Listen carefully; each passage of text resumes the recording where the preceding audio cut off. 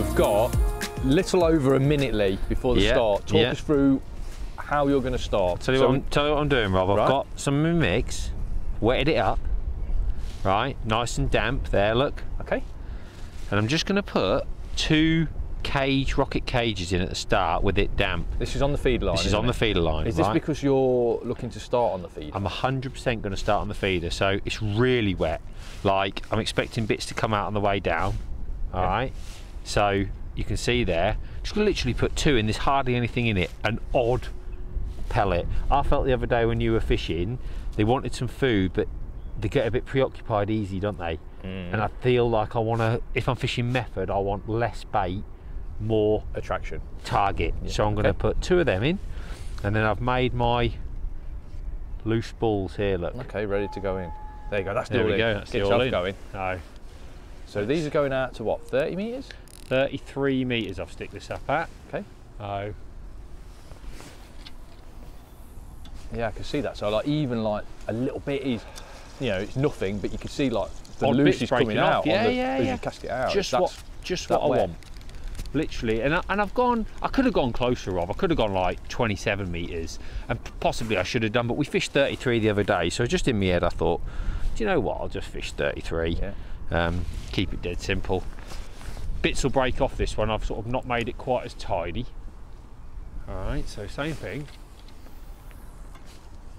Nice splat on the water. Yeah, nice splat, literally wind it straight in. Nice flat spot on the water surface. Yeah, like really smelly, really attractive, but really nothing on the bottom. So I'm just gonna hook that up because there's people coming here now. So you're putting these balls in? Yeah. A little bit shorter than where you intend to fish? Much shorter than where I intend to fish. Absolutely. Because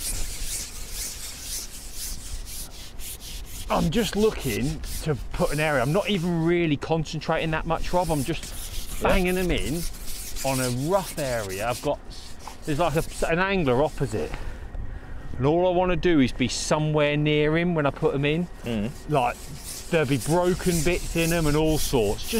Just to put an area over my peg. Yeah, some are going in short, some are going in slightly longer, are they? That's right, yeah. Obviously, there's going to be some tow on the water, isn't there? So these are going to break up halfway down, and then, obviously, that grammet's going to scatter all over the place. And then I guess when a few fish come in, it's going to scatter it even more. Yeah, that's the idea. I want a big old base to spread my bait. That's the key. You know, for anyone watching that thinks, wow, this is a lot of bait, you've got to remember that carp anglers fish here all the time, and when we were here the other day they were spodding in and spomming in bait all over the place, weren't they? And they were catching fish. You've got to feed this venue. You need to feed some bait. They respond to bait without a doubt. And like I said, the other day I felt like I was trying to fish for one fish at a time, not multiple fish, you know what I mean? So I'm really cautious of the fact that the wind's in my face and my rig's going to be blowing back towards me, Rob. So I really don't want anything too far out. You know what I mean? So I want a bit further right. I'm kind of sort of trying to think about where they're going. Yeah, you're trying to spread them out. I can see that. I mean, it's time consuming, but you know, no one's catching a fish in this first. Nobody's going to catch a fish now anyway. Yeah, so. I think, Liam, we both know this, that the first 90 minutes is going to be slow going, isn't it? Very slow. You're just trying to put, if you can get to like 10 fish in that first 90 minutes, I think you're doing well. Really well, yeah, absolutely. I'll take 10 fish now. Yeah, if you catch 10 fish on that feeder, you know, there's a potential that that's going to be 10, 15, 20 pound if they're decent stamped fish. Yeah, it sure could be, mate. Yeah, absolutely. Absolutely. And what we're talking about today, 40 pound? 30 pounds is going to be great, isn't it? On this bank, 30 pound would be great, yeah. 40 pound, you're looking at maybe framing in the match, I think. Yeah, I think you're right, yeah. Yeah, absolutely. So, we've got a few dregs left in my tub. Yeah, just a couple. Which are going to all go in as a loose dregs. Which is crazy, really, when you think of the wind and the tow on here. That's literally going to go everywhere, isn't it? Well, it's not really towing a lot, Rob.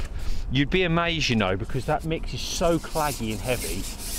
That'll be on the bottom within seconds. and it's not, you know, that's why I made it so claggy, you know, because to basically, and this one, look, I'm just going to give it the big old,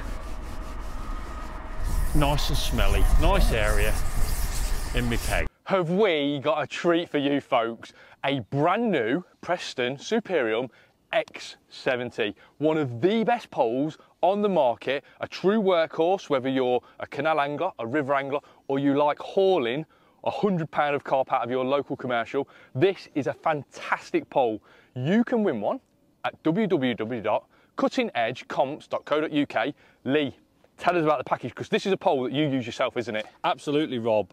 The festival that we're fishing right now, I am using this pole because I've got to be honest, when you're looking at poles, you've got a top of the range. There's always like the very top of the range, right? And in Barston Innovations, we've got the X90, and then the one below often goes under the radar. Let me tell you now, when this came into the testing room and we were getting this out and waggling it around, everybody was like, are you joking? How is this not the best pole in our range?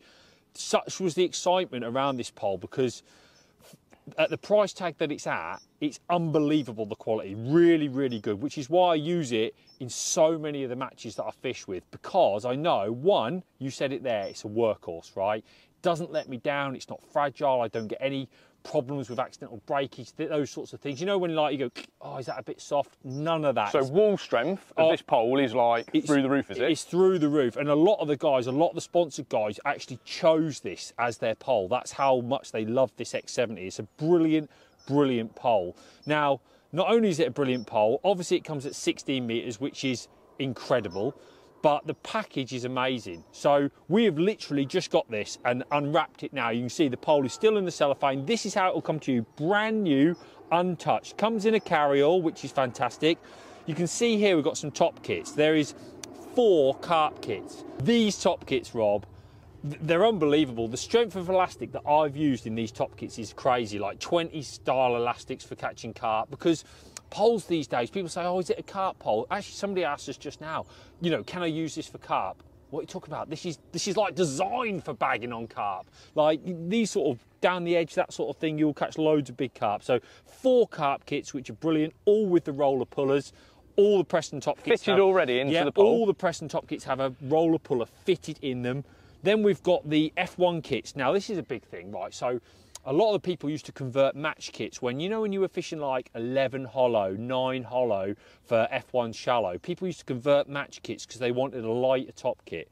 These F1 kits have a wide bore, but they're like a lighter grade than like the carp kits. You know what I mean? So when you're fishing shallow and you want to turn your rig over quick. So your pole feels super nice at long lengths. Exactly. But your elastic still works really nice through the pole. Exactly. You've still got that wide bore, because every single top kit is the same length, even though the bore is different. That's a mega idea, that is, isn't it? It's really, really good. And then we've got 3 match kits as well. There's, 3 match kits, because there's a match kit in the pole as well, and a cupping kit. So cupping kit. Yeah, I always think this is massively important with any pole that you're looking to win or buy. A cupping kit is a must for me. A good grade cupping kit, because I always think you're using your cupping kit as much as all of these top kits here. You're picking it up all the time. You want a brilliant quality cupping kit that doesn't feel like a cheap piece of cardboard in your hand. You've got quality cups in the package, I'm guessing. In the package, mate. That literally came in the hold all this morning. So you've got a cup set, you've got an adjustable cupping kit, which you can put any length you want. Obviously, like I've told you, the best thing is all these top kits are the same length, Rob. So you basically set it to one length. But you're right, I don't go fishing without setting my cupping kit up. All the other cupping top kits I might interchange, but you never go fishing, do you, without setting your cupping kit up. So for me, a cupping kit is essential. It's frankly an incredible package, which retails at £2,000. That's the quality we're talking about of this pole. Really, really good. I'm using it right now in this match that you guys are watching. It's been remarkable, Rob. I'm using it 14.5, 16 metres, tapping pellets. You know, it's getting absolutely mullered. So, to reiterate, guys, if you want a chance to win this whole package, this beautiful pole, all those top kits, the cupping kit, delivered to your door, still in the wrapper, all you have to do is go over to www.cuttingedgecomps.co.uk. There, you've got a chance to win this amazing prize. You've been loose feeding. Yeah. And you've just gone out and shook a few maggots in out of that little pole mounted pot.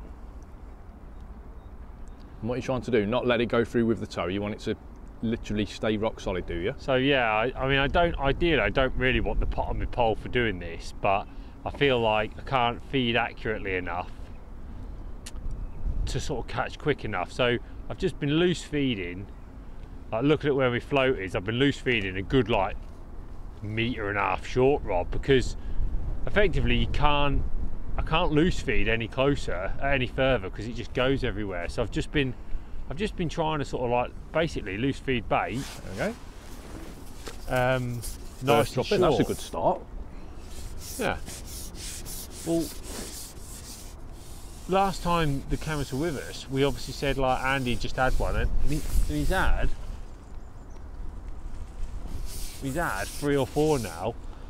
And when he just sort of hooked his like, oh, it's a good one as well. Oh, I was shipping that back quite cavalier, and he's quite a good fish. But you know, when you've got that soft elastic on, you can, can't you? Yeah, absolutely, yeah. So, yeah, I sort of seen him have a few, and I thought, do you know what? He's been having a few as Andy, so I just wanted to go in and see if there's any arrived for us. Now, if they're all that stamp, Rob, yeah, we're laughing, aren't we? You could write the check out because they're the ones that you want to catch, ideally. But like I said, I want to keep loose feeding a bit of bait. I think that's important. I want to use my pot like basically. I want to do exactly what I've just done there. That'd be the dream.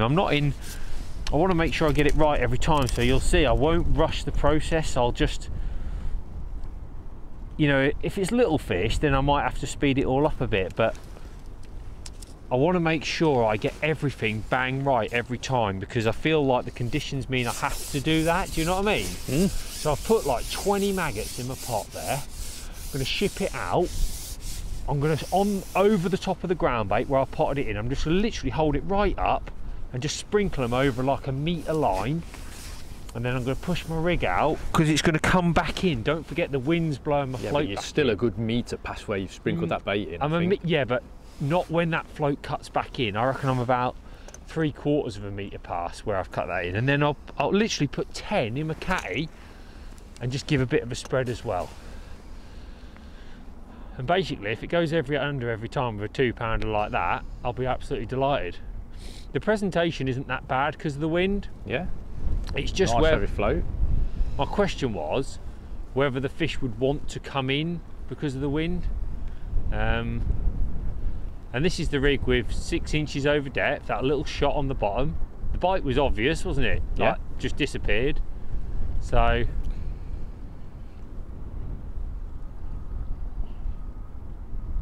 you know, when you go in and it's so funny sometimes when you go in and catch one, your mentality can be, oh, you know, maybe I should have gone on the pole sooner. No, it's because the reason you've caught that fish is because you've left it so long. Correct. Exactly right. So, you know, it's only because I've waited so long. You know, and